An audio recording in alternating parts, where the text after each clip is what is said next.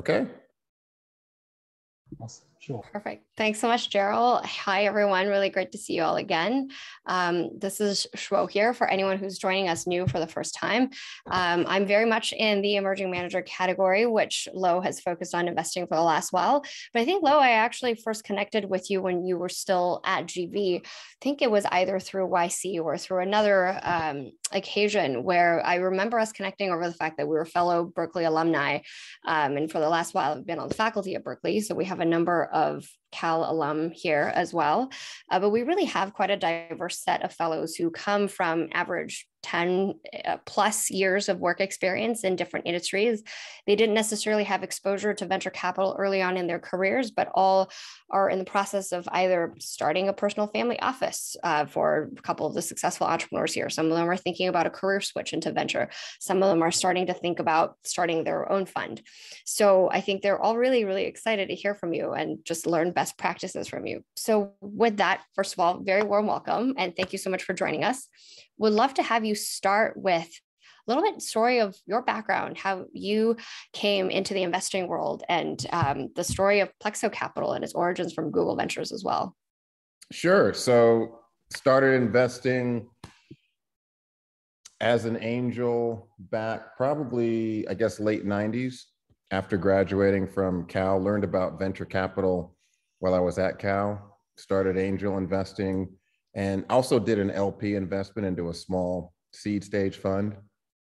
And then went to Comcast Ventures initially, and then got recruited over to Google Ventures, now rebranded as GV.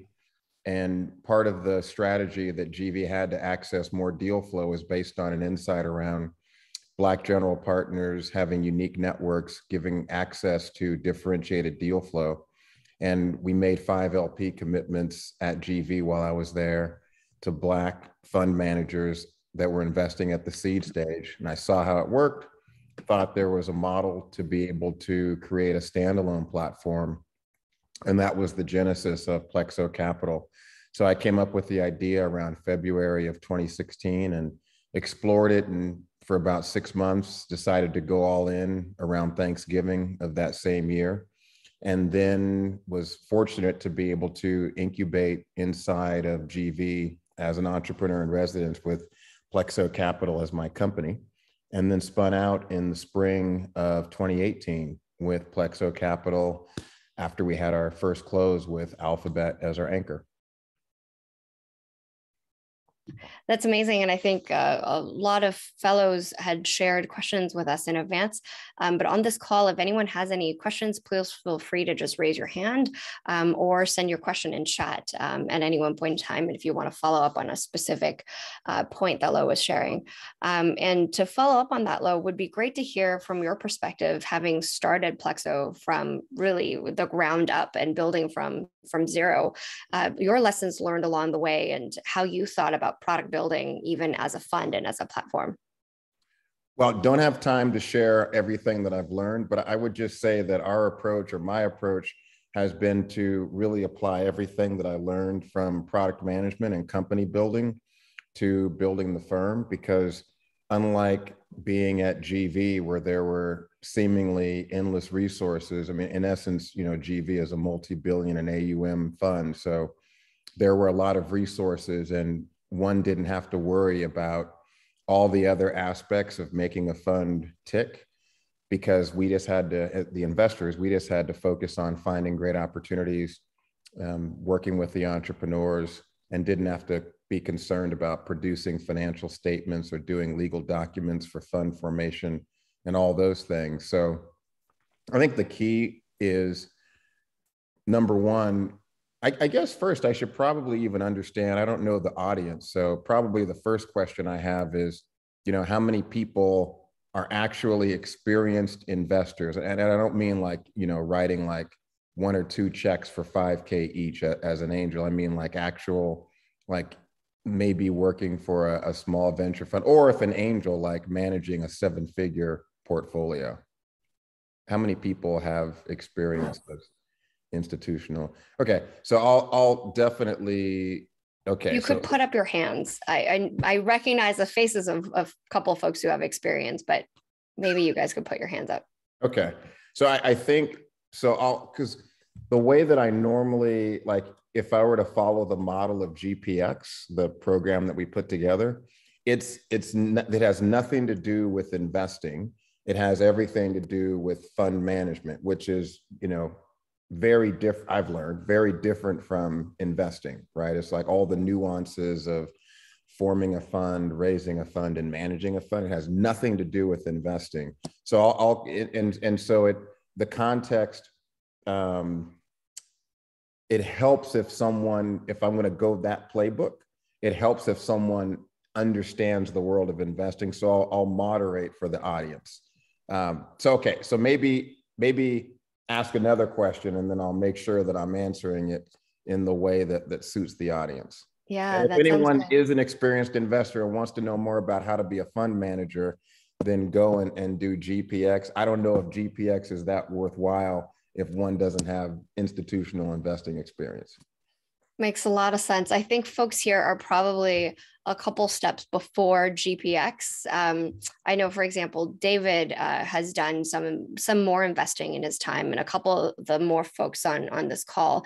But I would say a lot of them have extensive industry level experiences, but then are now starting to think about getting into an investing role and writing more checks. So maybe then the question is, maybe we could talk a little bit more, pivot to talking more about emerging managers, and we can come back to some of the insights here a little later. But we've, of course, seen an explosion of emerging managers with all sorts of different theses over the last couple of years. When you first started working on the idea of Plexo back in 2016, there weren't nearly as many emerging managers focused on investing in diverse founders at that time, for example.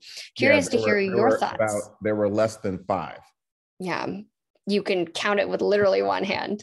Yeah, there were less than 5. And the reason being is, it's hard enough to raise capital as an emerging manager, right? And then there's added hurdles if one is a Black man, and then there's added hurdles if one is a Black female, and then, brown female, go on and on. So, and then if you want to really make it hard, being a Black female, an emerging manager, only investing in Black founded startups. You weren't raising any money back when I started Plexo Capital. Yeah. I mean, you can go back, the data's out there. There weren't any, right? Yeah. And so the market the managers that I was investing into were like the Charles Hudsons of the world, right? Mm-hmm. Who Charles had been a successful investor, successful entrepreneur.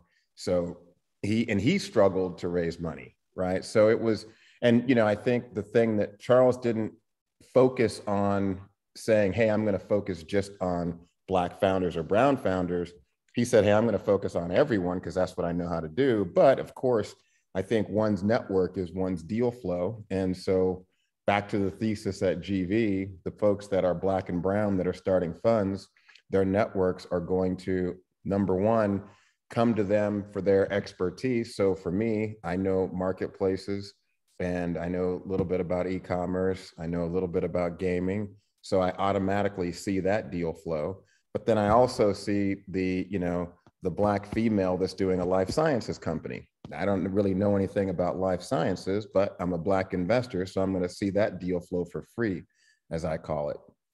So the market, without question, has changed. The turning point was, the unfortunate killing of George Floyd and Breonna Taylor. I think that was the real pivotal point. It was not going to be an easy road trying to raise a fund as a Black man, woman, brown woman, man that was investing in, underrepresented founders. It just wasn't going to happen. Now, one can actually go out with that strategy. So I would say that's one of the biggest changes. Then, obviously there are folks that will focus certain sector, certain geography, certain stage. I think all those things still come into play.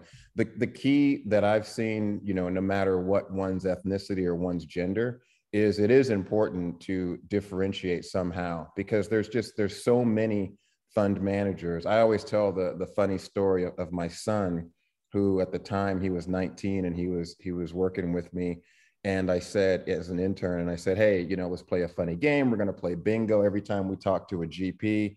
And they say, something to the effect of, oh, I have, a proprietary deal flow. I have a really unique investment thesis because, and I provide support from, my LPs who are operators, and, I'm a top quartile performance based on my track record. I was like, well, just give me like a little wink or something. And the first couple of meetings, he was super excited because the GPs like said one of those things. And then by the end of the week, he was like, Dad, this is actually not that fun because everyone says that. I was like, exactly. Everyone comes in thinking that their model is differentiated when in essence, at this stage, those things are all just table stakes.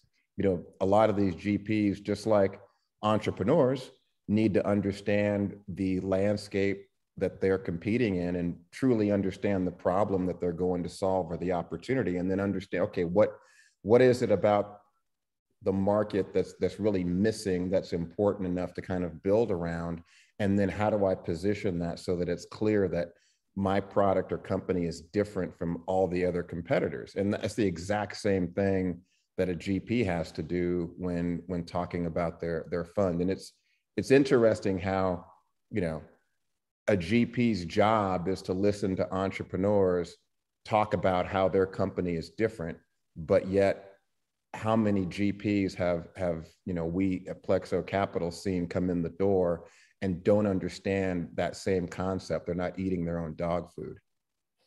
That's so true. And in many ways, you do have to be early in doing something, similarly to how when you started Plexo Capital, you could literally count how many others were investing in similar founders with one hand.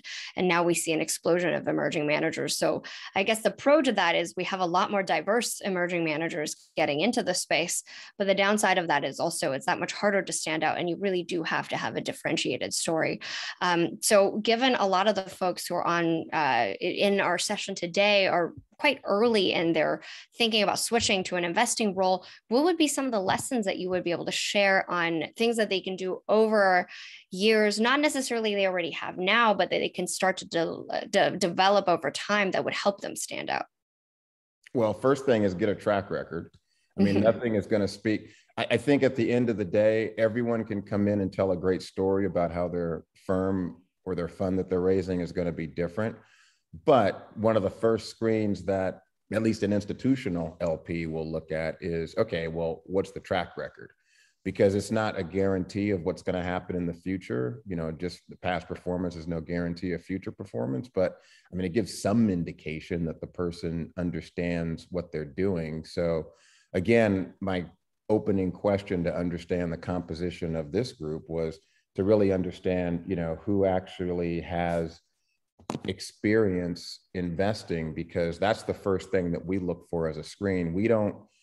The one thing that is important with our model is the person has to have a track record of some kind. I think where we are a little bit different than some institutional investors is the degree to which we have flexibility as to how that track record can manifest itself. So obviously the easiest way to present a track record is if someone is on fund 2 or 3 and they can show a track record from fund 1 or 2, that's easy. The next thing that we will do is we'll look at someone's track record at a prior shop.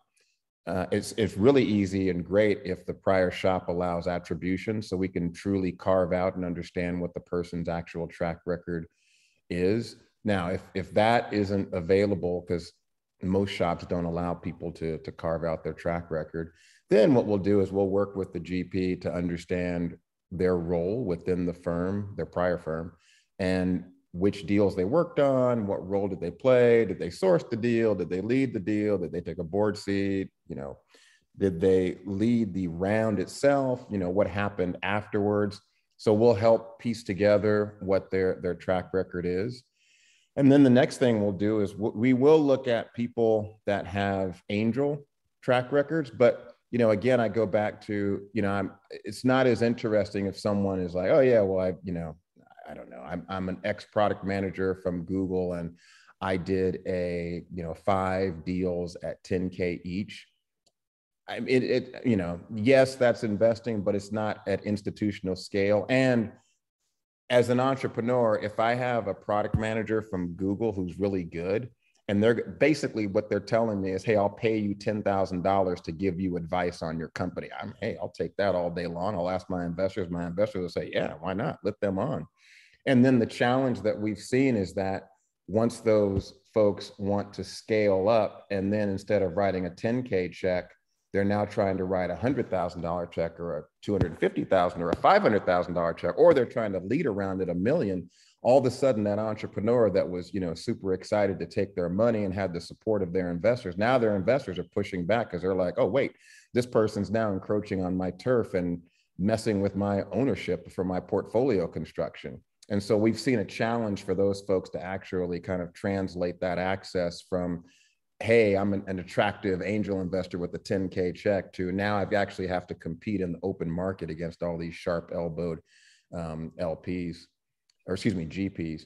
And I guess the other thing that we'll do is we will look at if someone strings together a series of SPVs. I mean, that could be interesting because it shows both a track record, access to get into deals, as well as the ability to potentially raise money from investors. So that can also be interesting. But I would say that's the very first thing. So I guess the question that I would ask if I was listening that I didn't answer is, then what amount would what level of investment could an angel make to be interesting? And I would say probably like a 7-figure portfolio at least kind of starts to get fairly interesting. Seems kind of daunting, but there's different ways to kind of skin the cat. One thing I always say is, there are certain custodians of self-directed 401ks that will allow those to be invested into privately held companies. And I'm not sure how far along the people on this call are in their careers, but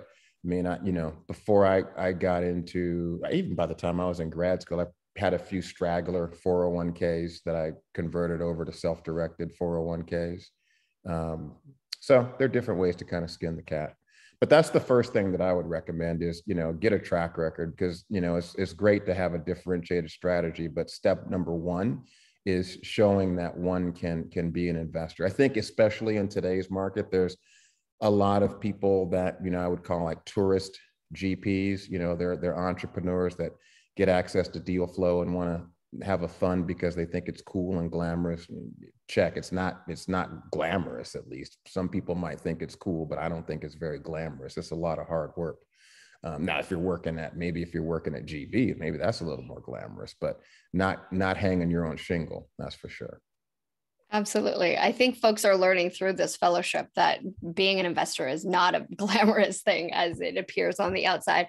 But I think it's also a great learning process, because I think a lot of people who do work full-time in venture kind of stumble into it by accident. No one really grows up thinking, I want to be a venture capitalist, unless they got exposure earlier in their career. So a lot of the folks on this call, average 10 years of work experience. Beyond, it's that they learned about venture at a later point in time in their career. And I think some of them are trying to source deals, be venture partners. So while their immediate full-time job isn't necessarily on the venture side, they're starting to get more involved and learn about what it's like to write their own checks and do all of that. So hopefully we're going to see more representation from just venture industry from folks who have previously had little exposure there. And you did mention, and I'm seeing in chat, Samantha asking the same question, that, there's certain things that really stand out to you. And Samantha's question is, what has been truly different or have stood out for you personally that you felt like they were really differentiating GPs that came to you? It's hard to just pinpoint one thing, right? It's just being different. You know it when you see it. It's, I would say, if I were to give an example, I would say a firm that we really like, actually two firms, and it's interesting because they're both in the same geographic area, New York City. They both focus on enterprise, and they both target corporates, but they do it truly distinctly. In fact, the two firms are Workbench and Bold Start. I made an LP commitment, or we made an LP, at the time it was just me, but we made an LP commitment in Workbench first and then Bold Start. And I never forget when I got the introduction to Bold Start, I said, well, why would I have two GPs that both focus on enterprise at the early stage in New York City. That doesn't make any sense. That's not a smart move. And the person said, no, I'm telling you, go talk to him. So with Workbench, Jesslyn and Jonathan Lair, believe it or not, Jess actually reached out to me cold. I think she might've done it over LinkedIn or cold email. And I met with her. And the thing that's truly unique about Workbench is, there's so many things. Number one, they're in New York City, and there really aren't any enterprise, well, there's at least one other enterprise focused firm. There's not a lot of, on the surface, optically, it wouldn't seem that there would be a lot of enterprise activity in New York City. So at first, that kind of piqued my curiosity. And then, she told me a few different things. Number one, Workbench has a focus on corporates, and the way that they work with corporates is they have deeply penetrated and have a solid understanding, I think one of the best understandings of the sales process of enterprise. The thing about New York that makes it a pretty unique enterprise market is that all the Fortune 500 are headquartered there or have some large operation there. And so that gives them the ability to, Workbench, the ability to kind of go and build all these relationships. That's kind of cool. They decided to focus on people that make the purchasing decisions, and they really spend a lot of time going deep on the purchasing process within the enterprise. Okay, that's kind of interesting. Then they split it both for instances where something need to get ripped out for a company to go in, and situations where there was no existing incumbent. Okay, that's pretty cool insight. And what they ended up doing is kind of creating this go-to-market playbook to really help their entrepreneurs understand, especially first-time entrepreneurs, how to sell into the enterprise. So definitely like that. The other thing that they do is they have these events called Suits and Hoodies, where they pull together, they organize people from the Fortune 500 and the entrepreneurs to come in, have these events around specific topics. They mix all the people together, suits and hoodies at the tables. Obviously, the suits are the enterprise Fortune 500 folks. The hoodies are the entrepreneurs.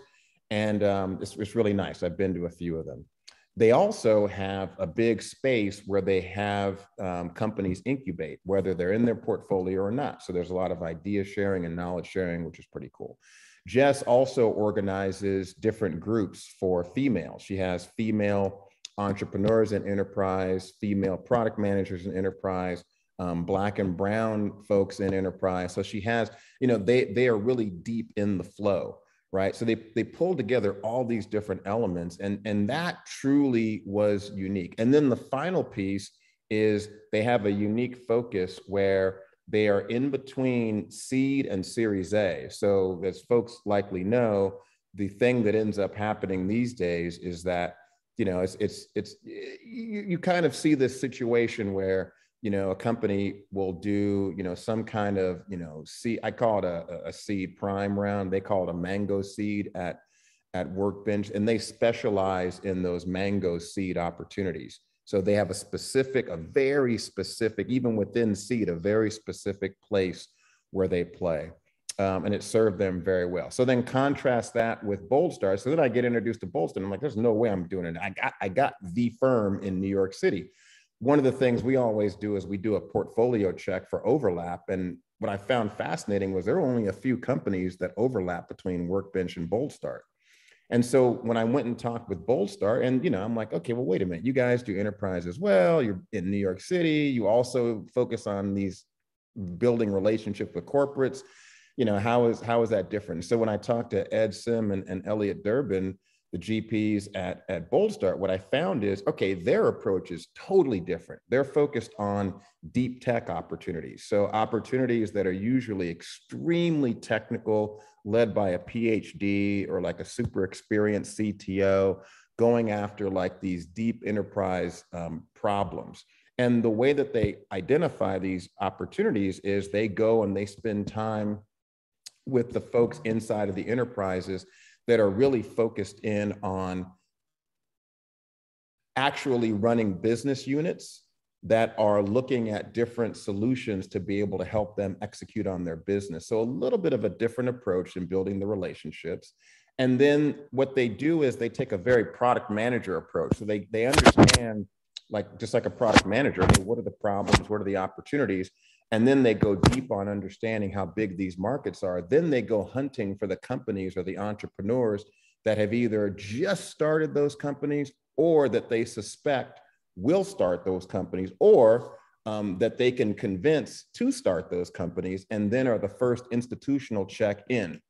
And a great example of that is Superhuman. So Superhuman is one of the companies they were first check in. Snyk, SYNK, is another company where they were first check in. So they're really good around identifying these opportunities. And, two totally unique companies, both seed stage, both New York City based, both focused on building relationships with large Fortune 500s, and both focused on enterprise. So those are truly different. And what I love is, when you reference check these folks, I always reference check. We do 5, 5, and 5. 5 entrepreneurs, 5 GPs, and 5 LPs. And we always ask, kind of what's the superpower of this firm, right? And it's always great when unsolicited, or who knows, maybe they're colluding and coaching them on what to say. But it's always great when the entrepreneurs say, oh, the superpower is something that we've heard them say, right? So that's how we look for something that's truly distinct and unique. Because look, again, it's easy to kind of quickly go through and run the check on, okay, they got a track record. This is their track record. Great. Then we run a little, understanding about their network, and we identify, are they going to be able to source good deal flow? Okay, check. Then we do our portfolio manager does like this simulation of, based on the GP's proposed portfolio construction and their track record and where they say they're going to invest, what do we think the returns might look like? We simulate a portfolio. Okay, check.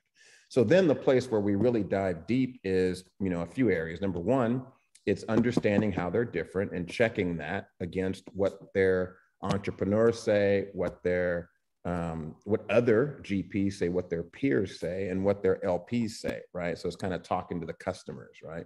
Again, this is like no different than being an entrepreneur. If you're an entrepreneur investing in a company, you're probably going to talk to the companies that are being served by the entrepreneur's company that is a focus. And that's how we go about the process of understanding what's unique.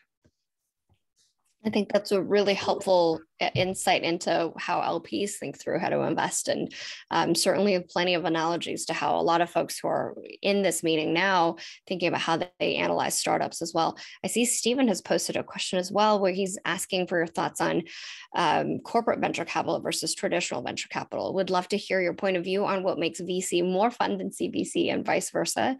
And root of his question is his current exposure has been in healthcare CVC. Yeah, so I think, corporate venture capital has changed a lot over the past few years. I have experience. GV doesn't consider, it's not even structured like a corporate venture capital fund. So put that aside, but Comcast Ventures definitely is. And, I think what ends up happening is that, thinking about a firm like Comcast Ventures, there's probably, there's probably a spectrum from purely financial to purely strategic.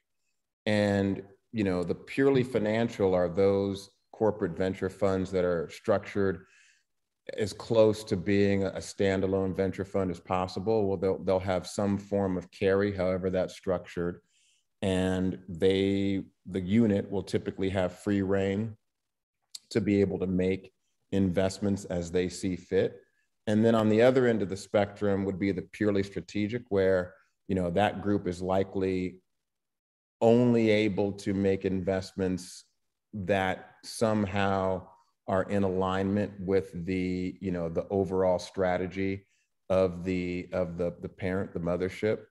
And, from when you use Comcast Ventures as my example, because that's the only one that I've been at, have visibility into, they're somewhere in at least they were, I've just been so long, they're somewhere in the middle.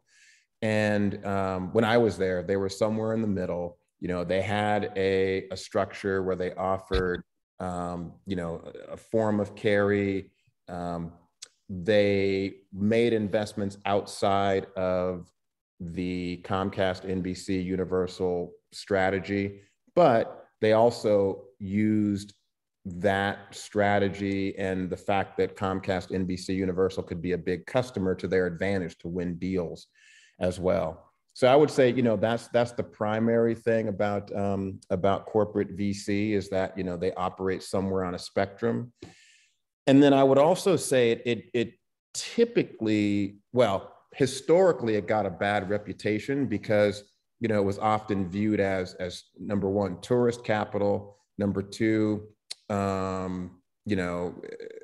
just kind of a way to backdoor into a potential acquisition, not smart money. There were just all these different things about corporate venture capital that were a knock on it. It's not smart money because, if one were really good at venture capital, one would go to a true financially focused firm.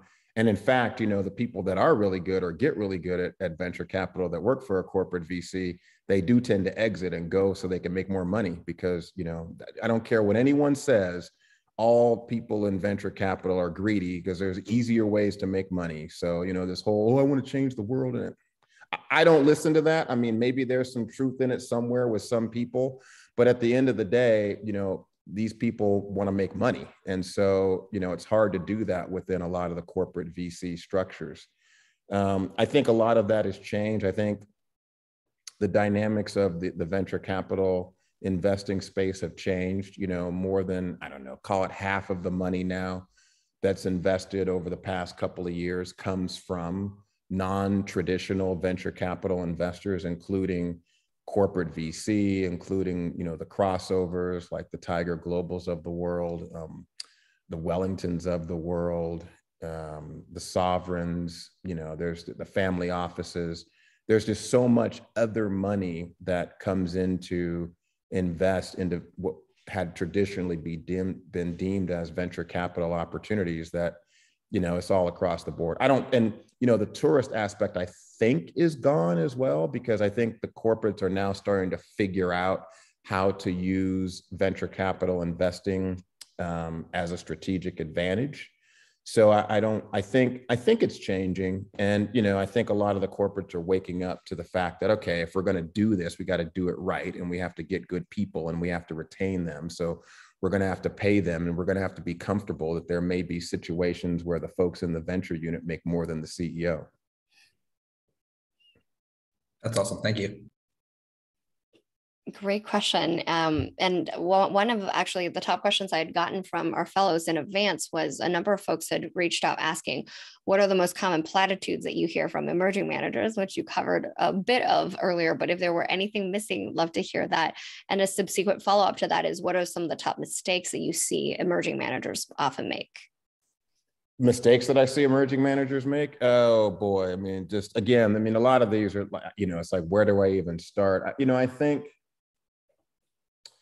probably some of the bigger mistakes are, if we were to break it out into, forming a fund, raising a fund, and managing a fund, I would say some of the bigger mistakes I see on the forming a fund is trying to go cheap on service providers on the front end and fund formation in particular, the attorneys use. Like, don't go, it's the wrong place to go cheap, because if a fund is successfully raised, then the fund formation, you can recoup a lot of the dollars paid to legal. So don't go cheap there. It's the wrong place to go cheap. I would say in raising a fund, it's coming out of the gate with too high of a target. So, we see a lot of GPs thinking, oh, I'm going to raise, $100 million. Like, wow, okay, that's a lot. Well, have you ever invested before? No, it's my first time investing. Okay, come on, guy. Don't do that. Don't make that mistake.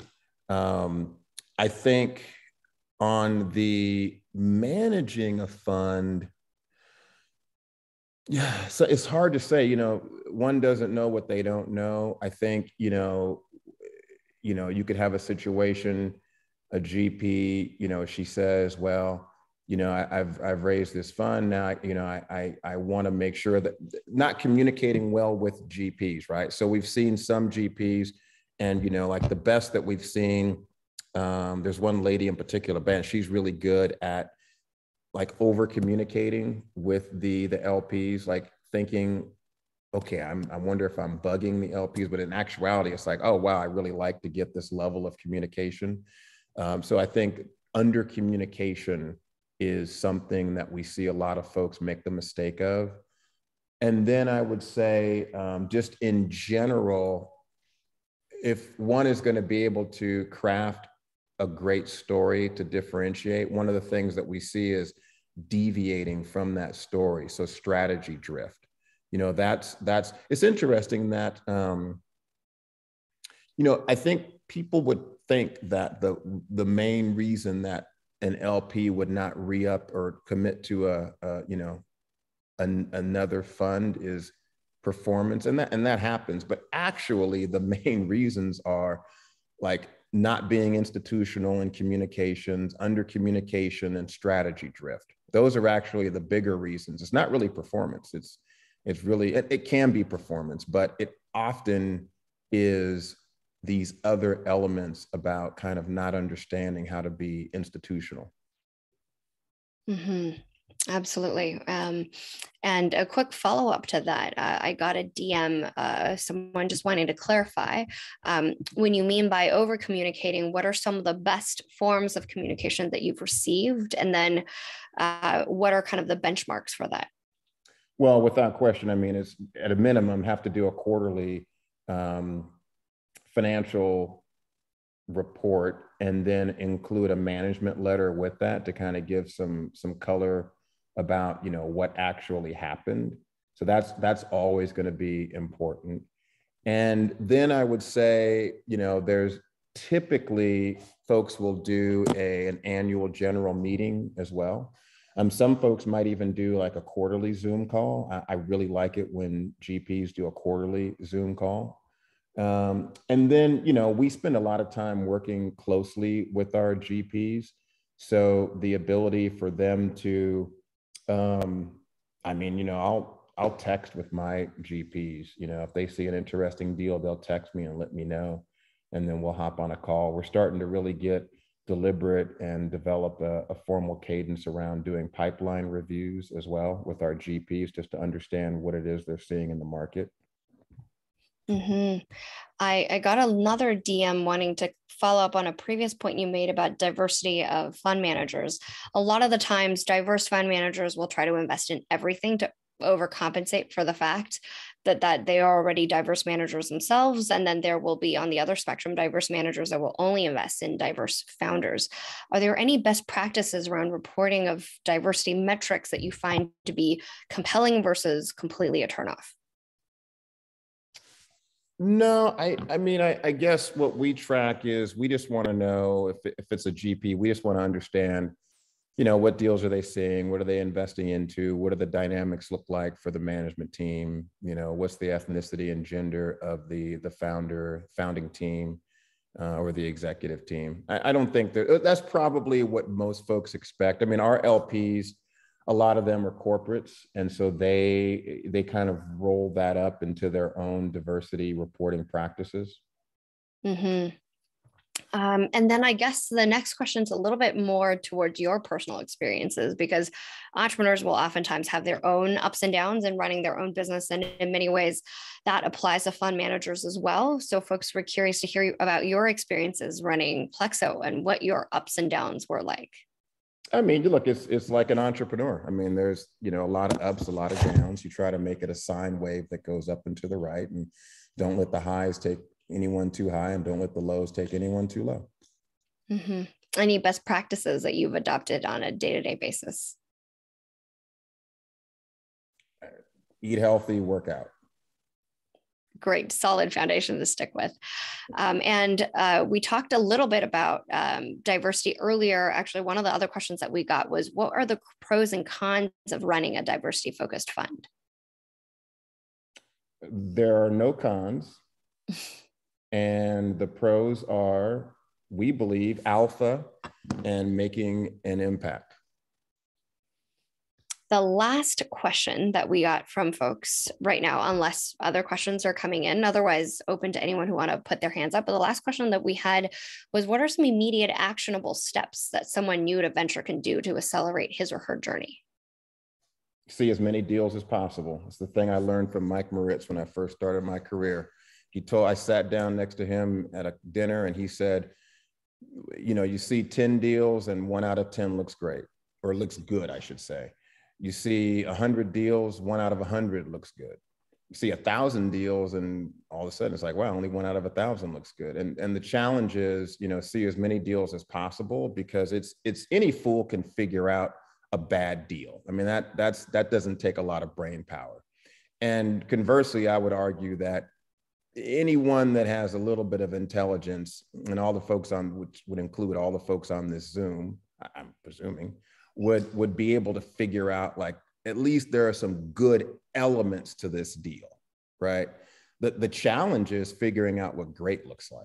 So the only way to do that is just to see as many deals as possible. It's like one of my mentors, he's got a wine collection of like 5,000 bottles. And, it's the reason that I learned to like wine, or at least cab. And, I was like, hey man, how do I get good at wine like you? He's like, oh, the only way to get good at wine is drink a lot of wine. That's the way to go. And it takes diligence and commitment. In this fellowship, I know a lot of folks have been looking at a lot of deals, writing investment memos, and sometimes you just need that commitment to looking at all of the deals, hundreds, thousands, and keep on going. With that, those were all the questions that we had collected in advance. I want to make sure to open up to folks if anyone wanted to ask questions directly. You want to put your hands up or mute yourself and briefly introduce yourself and ask your question.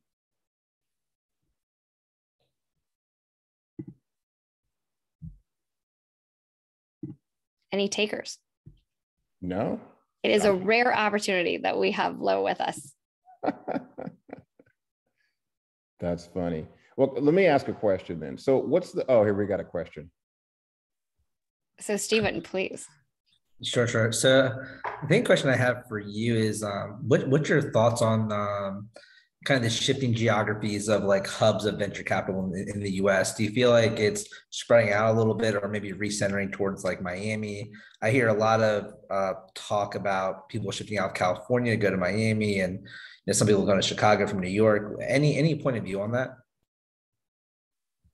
Well, my point of view is highly controversial if one does not live in one of these 4 cities.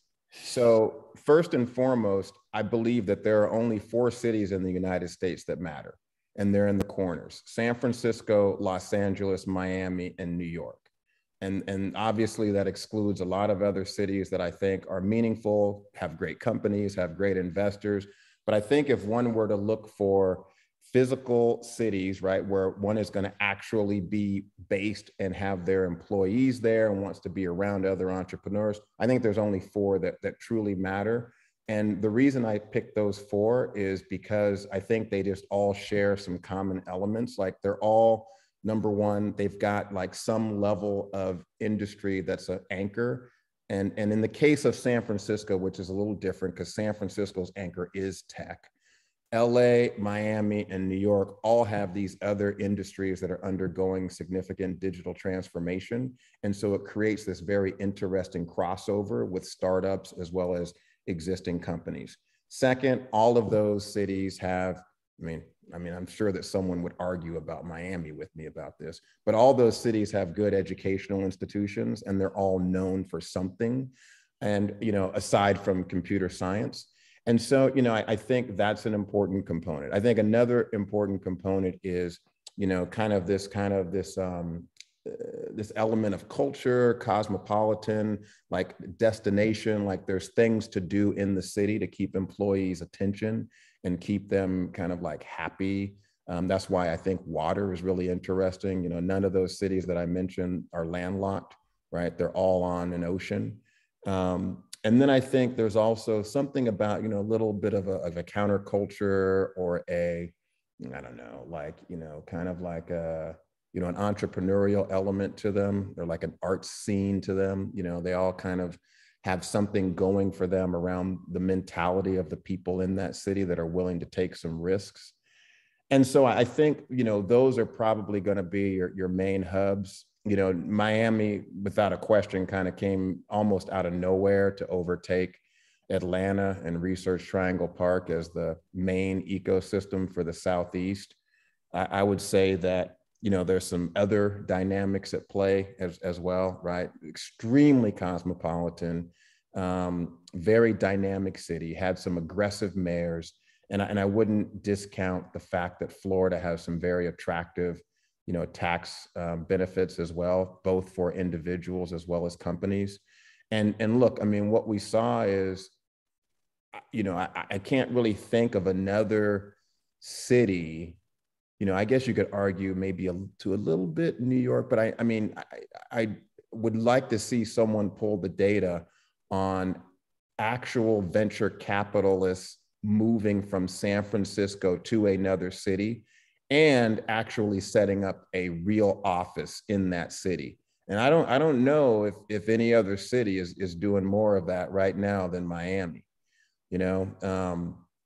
Maybe not so much built up from the ground up as some of these other cities. And maybe that's where someone could make the case for like a Cleveland, Chicago, Atlanta, Austin, because pretty much all these folks in Miami, not all, but a lot of the folks in Miami are kind of, they migrated to Miami. But I think there's a reason that they migrated to Miami, right?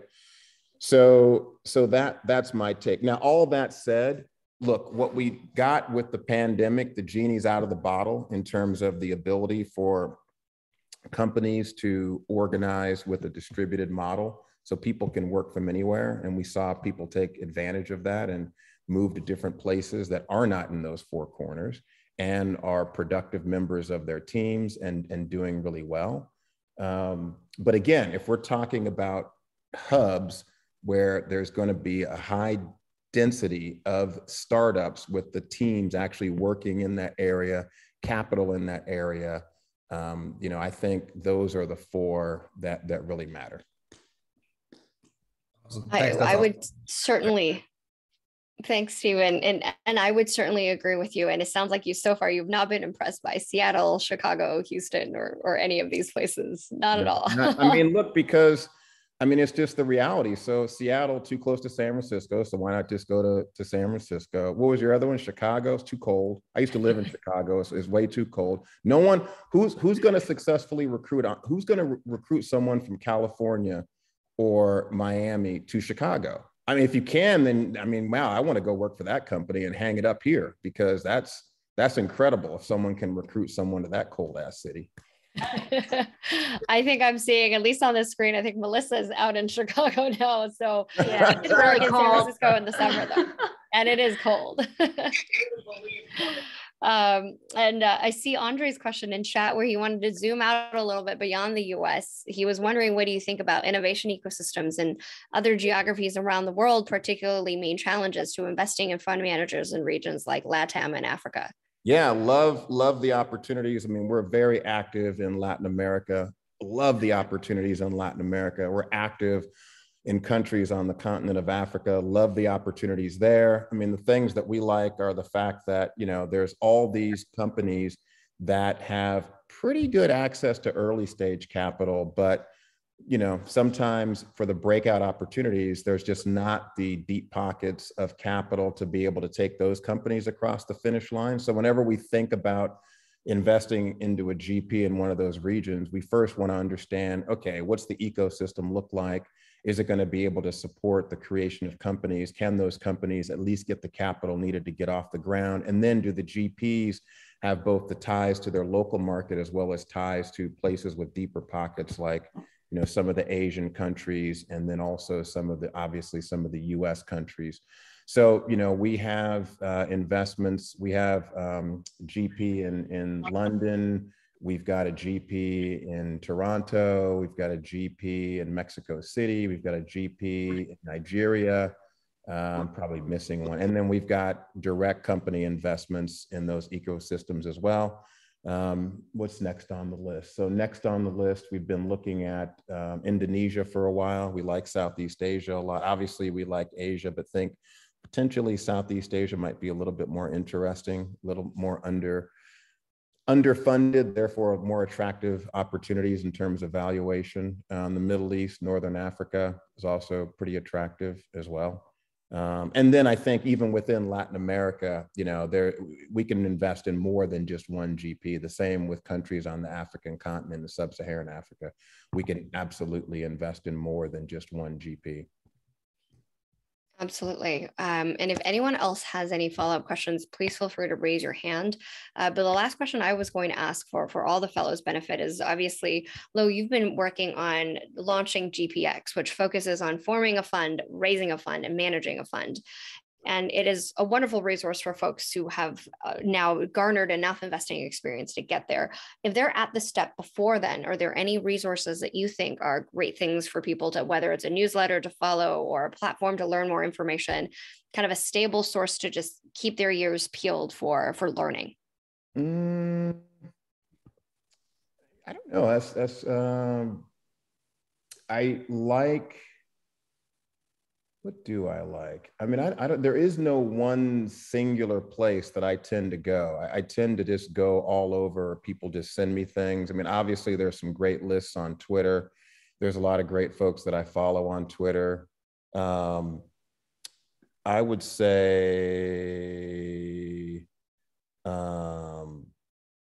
yeah, I don't really have any one singular source of information. I mean, they're probably TechCrunch. I mean, you know, VentureBeat. I just tend to kind of go to all those. Actually, you know, I'll say the place where I do spend the most time is the Information and Business Insider. Those are the two places where I probably spend the most, and those are subscription. Well, I guess they have some free, it's a freemium model, but those are the places where I tend to spend the most time. And Twitter always has good tweet storms or threads to follow as well. So I always encourage folks to crowdsource different resources they stumble across together as well and share that with each other, even if you're in different industries. But Business Insider recently came out with an article saying that there is a great resignation in VC as well. I'm not sure, Lo, if you saw that article as well. Any parting comments on that since you mentioned Business Insider? I mean, hey, look, I mean, who wouldn't want to, if you can raise your own shingle as a solo capitalist and control your own shots, control your own destiny, make your own decisions, who wouldn't want to do that? Makes a lot of sense. I did see one last question pop in from Michael. He said he was clarifying if you mentioned that folks really need to try to accumulate a 7-figure angel investment track record to be considered potential fund managers. No, I think that's what we look for, because what we want to understand is we want to see a significant portfolio. So again, I'm making these dramatic like distances between dollar amounts just to be illustrative of the point of, if someone comes in and says, I've made 3 investments of $5K each, that's not a robust angel portfolio.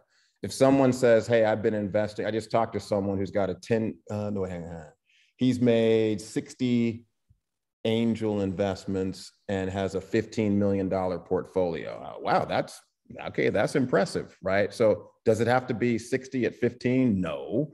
But can it be 3 at 5 either? No. So it's got to be somewhere, like for us, like $1 million kind of seems to be our line of demarcation. Does it have to be $1 million? No, but it's got to be something that's substantial. And I think what it also would need to represent is something substantial, but something also reflective of where that person is within their career as well, right? So if the person has a net worth of $150 million and they only have like a 50K portfolio, first of all, that doesn't even make sense, right? But if they, you know, their net worth is only like 5 million and they've got $1 million portfolio, wow, a big old chunk of their personal worth is in startup. Wow, they must really love investing in startups. Okay, or like be risk seeking, one of the two. So that's what I was just trying to illustrate the point. The signaling. Yeah. Michael himself has spent 10 plus years in engineering at the Apples and Googles and the big, and then has kind of moved earlier and earlier in startups that he works at, and recently has started working full-time on the venture side as well. So I think his story is, I think a lot of people would resonate with that in terms of thinking about how do you build a substantial enough portfolio. And even if it means scouting for other funds that you could be working with while you're working full-time in big tech, it helps a lot. We've seen a great case study with people that have gone and have actually, one firm that we're working with, Brian Hollins, who's I guess he's about to graduate from Harvard Business School and is starting a fund with Aaron Samuels. They scouted for, I think, 4 or 5 funds. And so then all of a sudden they put together this great, I guess that's an example I didn't mention. They put together this great portfolio by scouting for 4 or 5 funds each. And so now they've got a track record, not on their nickel too. That's another way to do it. Perfect. Last question that came in as a DM. They were wondering, curious what allocation of LP positions versus direct investments in startups Plexo looks at and how you think about that allocation. 60-40 LP direct. Perfect. Awesome. Thank you so much for your time, Lo. Right. Really, really appreciate your insights. This is super helpful. Thanks for having me. Take care, everyone. Best of luck. Thanks so much. Take care. Bye. Good luck, everyone.